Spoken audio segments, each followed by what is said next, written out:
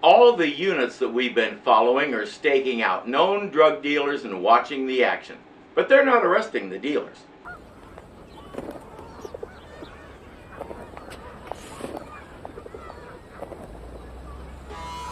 That's a Roger.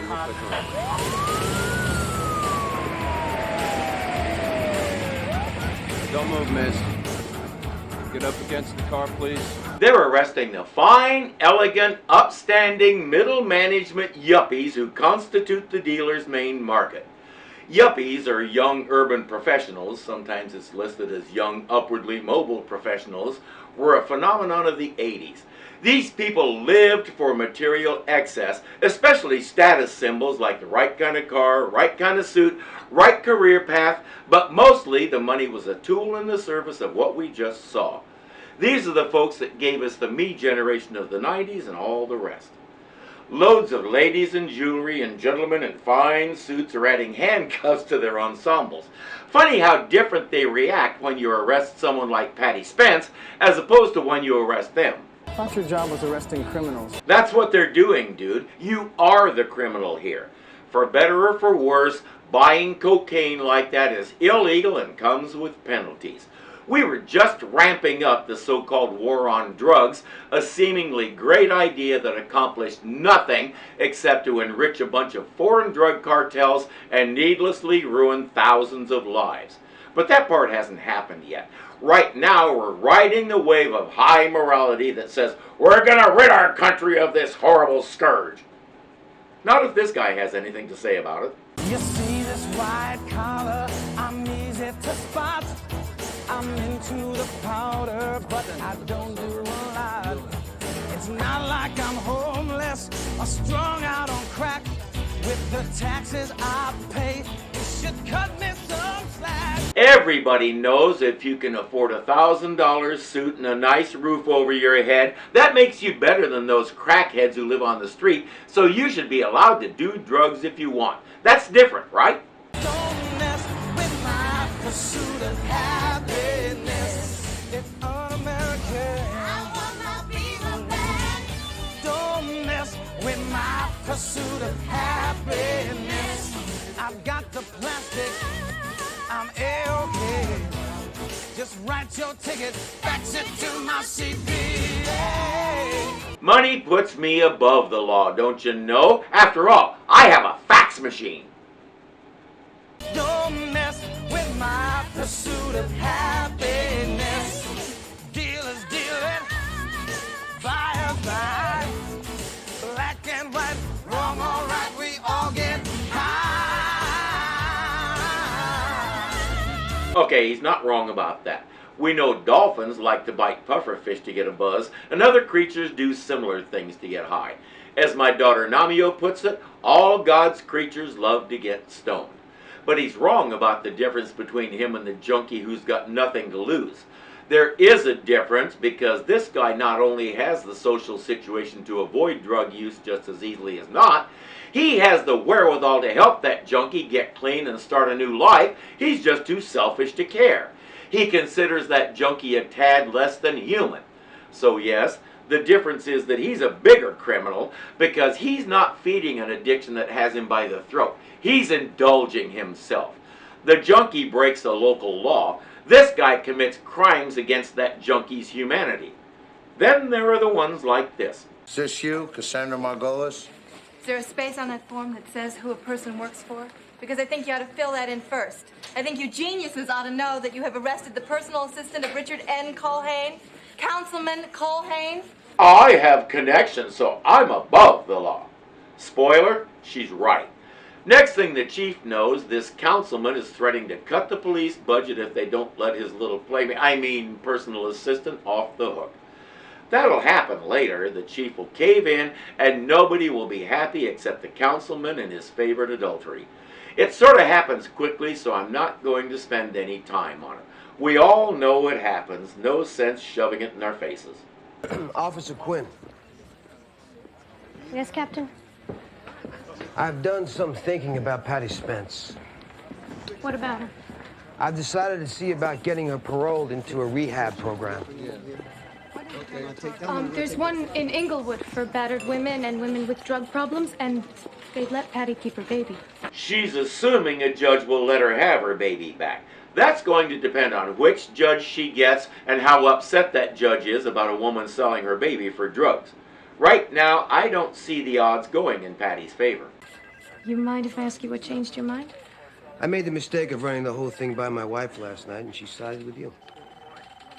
Thanks. Thanks, Joe. Don't get your hopes up. Janie's a mother with a small child. What do you think she's gonna say? Here's my problem with this. Last episode, he was blaming the DA for throwing the book at Patty. But he was the one who decided to arrest and book her in the first place. No indication that he talked to anybody in the DA's office first. He just unilaterally decided to punish her. When Vicky begged him to reconsider, he said it's his job and left it at that.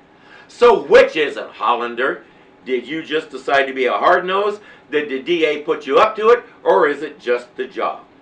This guy wants the moral high ground with LaRusso while he tells one of his own officers 3 different stories.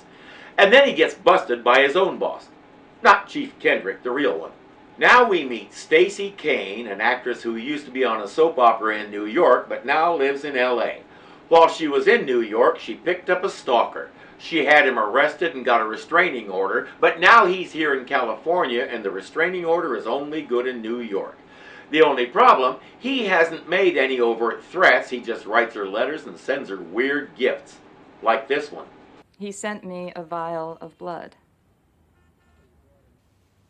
The trouble is, that's not a threat. Nobody's quite sure what it is, but it's not something they can act on. Today, they might be able to go after him on some kind of biohazard charge, but not in 1990. There's nothing they can do until he makes a move. I'm sorry. I wish we could help. Yeah, me too. I kind of thought that's what cops were supposed to do. Listen, if you ever think he's about to do something, you call us. Call me.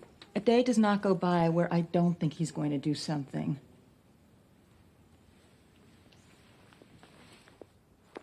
About the most they might be able to do is put a cruiser outside her place for protection. Too many people are like her. They don't realize that these guys' hands are tied. This isn't Minority Report. We don't have precogs who can foresee what some guy might do, and we can't arrest someone because someone else thinks they might do this or that. The law does not allow it. Even if they just go get in his face and tell him to lay off, he can sue them for it. They don't have time to get sued. There's coke-sniffing yuppies to bust. The last time we saw Vincent LaRusso, he and his lawyer, Trish Vaughn, were getting rather, close. We learned that she's a little kinky and she likes to be in charge.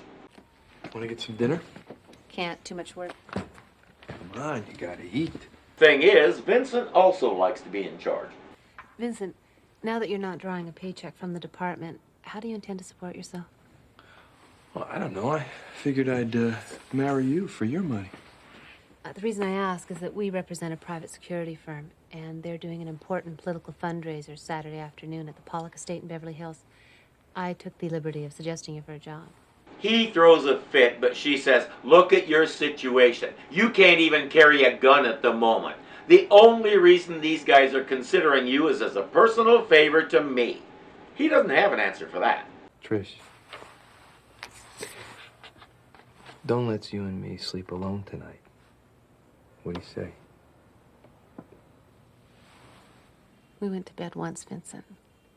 Maybe we'll do it again, and maybe not. That's not good enough for him. What's that mean? It means I'm not looking to get into a relationship. Hey, who said anything about a relationship? All I'm saying is, I'm doing you a favor. How about doing one for me? I don't want a relationship. I just want to dictate what you do and when, that's all. Come to my apartment at midnight. I don't want to wait till midnight. I want to go to your apartment now. His middle name is Veruca. He won't get his wish, but she will let him come by at midnight. Vince doesn't like it when the woman doesn't back down. I'll go with you to New York. I mean, you know, I grew up there. I can show you around. I'm going to New York on business, and I'm going alone. This doesn't mean you're not going to see anybody else while you're there. Listen, if I want to see someone, I'll see them. Nobody's ever put chains on me. Let me be the first. No. He's not interested in a relationship, he's just possessive. That's different. He also doesn't like this. Crisscrossing the state. And I wish I could tell you that I had been addressing the issues, but I haven't. Because tragically, in this day and age of multi-million-dollar television campaigns, I've had to spend my week begging for money. Having a good time, miss? He's not interested in a relationship, he just wants you all to himself. That's different. This guy thinks Vince's story would make a great movie. The two of them are off to a great start. Vincent, right? Right. Vincent, you know, we have a 5:30 wedding reception at Chinois. You would be doing me a profound personal favor, Vincent, if you could manage to round up my car like now. Wow, $20. Will that leave you enough to survive the rest of the week, sir? We wouldn't want to inconvenience you. I ask you now. Yeah, sure, no problem. White, 500 Winning's SL. going to take money. Winning's never been easy, and winning's never been more expensive than it is now. Give us your dollars. Give us your support. I think that's LaRusso for stick it in your white 500 SL. I want to see him in prison, but I admit I'm with him on that one. I suspect most of us are.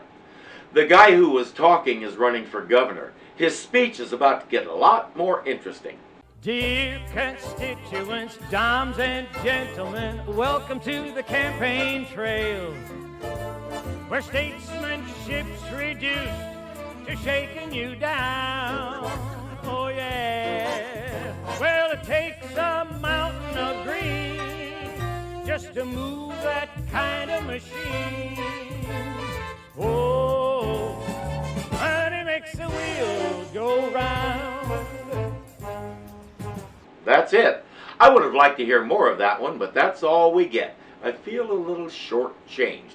At the same time, I don't feel a need to make any kind of comment about money and politics, because he pretty well said it all right there, so maybe that was all the story needed. I still feel like I missed out on something. Hey, how you doing? Hi. I think I might owe you an apology. What for? For acting like you guys were to blame. I was rude and I was wrong. Hey, as far as I'm concerned, you got nothing to apologize for. Well, since I disagree, would you be willing to let me buy you dinner Monday night? I think I'd be willing to let you do that, yeah. Good. Well, I'll call you. Great. That one reviewer was asking if the songs are supposed to be fantasies. Song or no song, he thinks he's dreaming right now, and he does not want to wake up. Hey, Francine? Yeah. Hi. Get me a printout and a CII rap sheet on a Gary Wendell Carver. Right. That's the guy who's been stalking Ms. Kane. The big question is, what does he intend to do with the information? Patty Spence is in court petitioning to get custody of Crystal again. A social services representative just presented the case against it. Now it's Patty's turn. I know that what you gotta look out for is what's good for Crystal. And I know that Mrs. Ianello doesn't agree with this, but I really think that what is best for her is to be with me. What you did was throw her to the wolves. The social worker said the same thing. They said she had no idea what might happen to the baby, but that's not exactly true. She went through a working lawyer, and Glenn assured her that Crystal was being placed with a good family. Under the circumstances, and given her condition, I'd say she did the best she could. Yeah, Your Honor, I know. And one day, I want her to forgive me for that. But I want to be a good mother, and I want to raise her upright. And one day, I want her to forgive me. And one day you might also want to get high. I want to get high every day. Judge, I am an addict. The fact that the judge said that at all shows that he knows zilch about addiction. She just gave him a huge education in 2 sentences. I hope he was paying attention so he's a little more aware when the next case comes along. I have an issue with her statement, though. When I say I'm a musician, or someone says I'm a carpenter, or I'm a golfer, we're talking about something we do. But when someone says I'm an addict, our mind automatically says that's what they are. That's not an addict. That's a person with an addiction. If you've got an addiction, you are first and foremost a person. You have value. Don't let anyone or anything take that away from you. You are a person. You matter. Tell me why this court should trust an addict with the life of a little child. Well, I don't know. Maybe just because sometimes people get a break and they end up turning their lives around. The only thing that is getting me through the day right now is the chance that I could get her back. Again, I have to mention what an excellent job Kathleen Wilhoit did in this role. I believe every word, every sniffle and twitch. It's clear she did her research for the role and probably should have gotten an award for her performance. He says, "We'll reconvene tomorrow and I'll announce my decision." I think her candor took him back a few paces. Who is it? It's the police, Mr. Carver. Open up the door. What is it? I want to talk to you, Gary. You can see the wall covered in her photos. As McIntyre talks with him, it's clear Gary has some mental health issues. You just don't understand. What don't I understand? You don't understand about us. Hey, Gary, the first thing you got to do is stop thinking about yourself and Stacey Kane as us. How could I? Well, somehow you're going to have to find a way, buddy. For there to be an us, there has to be something going both ways. You're on a one-way street, my man. McIntyre says, you gotta shake this fantasy out of your head before you do something stupid. He also says, I'll be watching. The first time you flinch wrong and hit the floor instead of the public toilet, I'll be there to arrest it. You. At the station, they're having a sense of deja vu. Stupid. You guys are stupid. Stupid means you never learn a lesson. You make the same mistake twice. It's you who's making the same mistake twice, ma'am. We caught her buying at the same location, Captain. Do we have to go through this again? What's the point? You know I'm just going to call my councilman. The captain takes her to his office and says, I don't care who you call. You are going to jail. I will see to it personally, no matter what. Look, you got lucky the first time. But you rub our nose in it, lady. And this is what happens. No. No what? No, you're not going to do this to me. Why not? Because why would you settle for busting me when you could bust the city councilman I vie for? You knew that was coming. Looking at her face, either she uses a heck of a lot of makeup under her nose, or she's probably not even into the stuff. The councilman himself is meeting with the chief and the mayor to discuss the proposed police budget. I believe we had a deal. Well, I'm trying to live up to it, but how do I sell the rest of the council?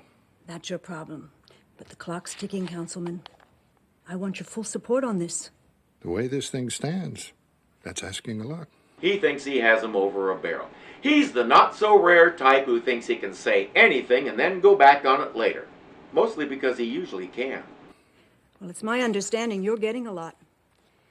I would hate to see your personal assistants brush with the law, cost you and your wife and your children some potentially damaging publicity. But not this time. Mayor Plank is a snake in the grass, but she's several times smarter than he'll ever be. The mayor, the chief, Commander Osborne, and Ray didn't bust out laughing once the councilman left the room, and I do not know how. They have his vote and his full support.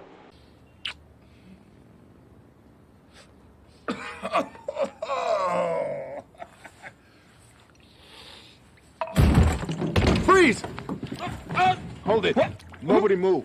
You're under arrest. Whoa! Jeez, what kind of crazy invasion of privacy is this? I'd advise you to shut it, Culhane. Give me a towel, for God's sake. Read him his rights, Franklin.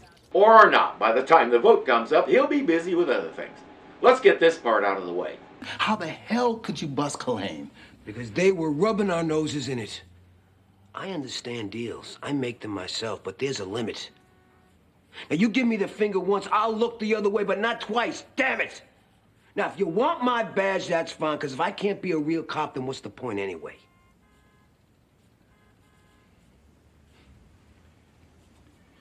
Man's right, Ozzy. Checkmate. Bob McIntyre is on his date with Stacey Kane, but all she can think about is her stalker. She digs Bob because he's cute and personable, yeah, but he's also a cop and makes her feel safe from Gary. Let me stay at your place tonight. That's a bit above and beyond the call of duty, don't you think? I know today's your birthday, Stacey. If he does show up, I want to be there because then we got him. And there's a 99.99% chance he'll show up. McIntyre didn't know it was her birthday until Gary told him. No good stalker would let a birthday go by without showing up. He's getting ready now. I can't believe it's so strange somehow. I've come so far, don't stop me now. He seemed like your basic weenie when McIntyre was talking to him, but this song just makes him creepy. He scares me and I'm not even his target. Once again, we see how seamlessly and naturally the song slips into the story and brings us along. Gary sings about his all-consuming love that has to be returned. How can it not be? She must love him. He feels this so strongly. If you're prone to nightmares, don't listen to this one right before bed.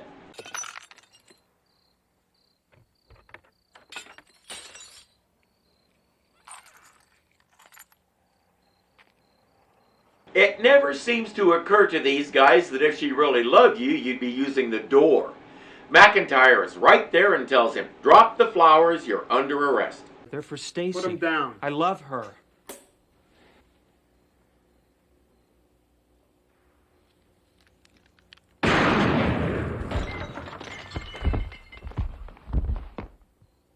After some discussion, the DA is calling it self-defense. All I knew, he was in my house and I was scared. Scared of what?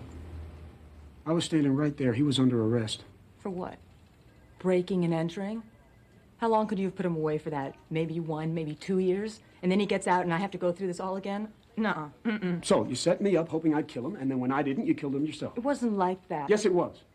You murdered a man, and you did it behind my badge. How does that song put it? Beware of pretty faces that you find. A pretty face can hide an evil mind. He feels like a chump. She fanned the fire, and I felt the heat. Talk about a moth to the flame. She spun a sticky little web of deceit. Only have myself to blame. The song talks about falling for her beautiful lies. Yet again, it moves us along and we see into his soul and the disgust he feels for himself. It's powerful. Vicki Quinn has written a letter to the court in support of Patty Spence getting her baby back. Let's see if it has any influence. I have listened to you very closely. I have also read statements on your behalf by Captain John Hollander and Officer Victoria Quinn of the Los Angeles Police Department. Captain Hollander, too. Okay, that was unexpected. What do you want to bet Janie wrote it and made him sign it? This is your sentence. 3 years probation, confinement to the R&H Bullock Rehabilitation Center for 6 months, at which time you will be reevaluated by me. I'm also granting your petition and awarding you custody of your daughter. It's supervised custody. The head of the treatment facility will handle that personally, and if she gets out of line, they can take Crystal away at any time. I don't see that happening. Patty and Vicki had a talk, and Vicki was very candid. If they don't give you back your daughter, are you still willing to give up drugs? That was Patty's moment of truth, and she made the right decision. Your Honor, my agency strongly objects to this. I understand that. With all due respect, awarding this woman even supervised custody is wholly irresponsible. Miss Ianello, one more word and I'll hold you in contempt. Yeah, you don't tell a judge in his own courtroom that his decision is irresponsible. You call a reporter and tell them. That way you also get your 15 minutes of fame. We can already see how much better she looks and how much better she's got to be feeling. Will she make it? We have to hope so, because taking this step was gutsy and hard. But she decided not only is her daughter's life worth it, but so is her own life.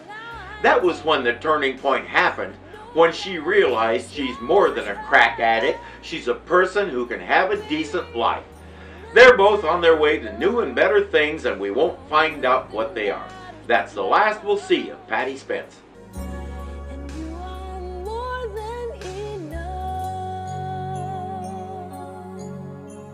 It's hard not to see a commentary on Bush Sr.'s war on drugs. It was racist as hell, we all know that. As we saw, the upscale white people got different treatment than the homeless addicts, and the whole world knew it wasn't right. It's also the second war this country has lost. In case you're wondering, the first one was Vietnam. And it's lost largely due to those upscale white people who will have their kicks and nobody's going to stand in their way, including the law. This is another reason why I don't like the song from the previous episode that I said describes a typical day at the police station. It says, garbage in, garbage out. They're talking about human garbage. Now, some of these people are career criminals, yes. Some have no conscience, like Vince LaRusso. But the majority are addicted to something or mentally ill or both. Putting them in jail for possessing the thing they're addicted to is not the way to handle things. It's destroying lives for show. Hey, look, upscale white people, we're cleaning up the cities because you matter and they don't. Vote for me! There's only one way to deal with that kind of nonsense. Until next time.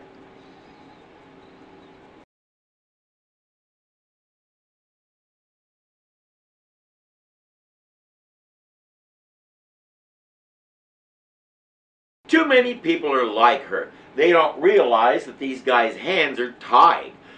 Okay.